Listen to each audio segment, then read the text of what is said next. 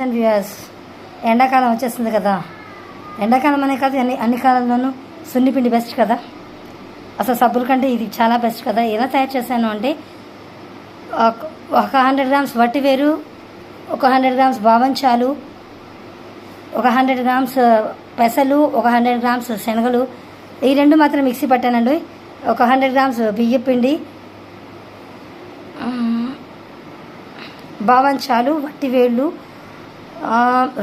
Rose petal powder కూడా, ఇంకా నారింజ తొక్కల పౌడరు, ప్లస్ ఆరెంజ్ మనం కమలా తొక్కలు ఉంటాయి కదా వాటి పౌడరు, ఇవన్నీ తీసుకొచ్చి అన్ని కస్తూరి పసుపు అన్నీ 100 గ్రామ్స్ కలిపి ఇదిగో ఇలా చేశాను. మీకు ఎవరికైనా కావాలంటే చెప్పండి, పంపిస్తాను.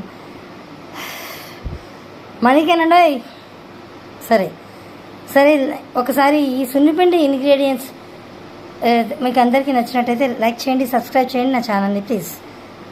నేనైతే ఈ సున్నిపిండే వాడుతున్నాను, నాకు చాలా చాలా సంతోషంగా ఉంది. ఇదిగోండి ఇలా ప్రిజర్వ్ చేస్తున్నాను. కొంచెం గట్టిగా పెట్టుకుంటే, ఇదిగోండి చూడండి, ఇలా గట్టిగా పెట్టుకుంటే ఎన్ని రోజులు, ఒక 5-6 నెలలు నాకు నిల్వ ఉంటుందండి. సరే, థ్యాంక్స్ అండి.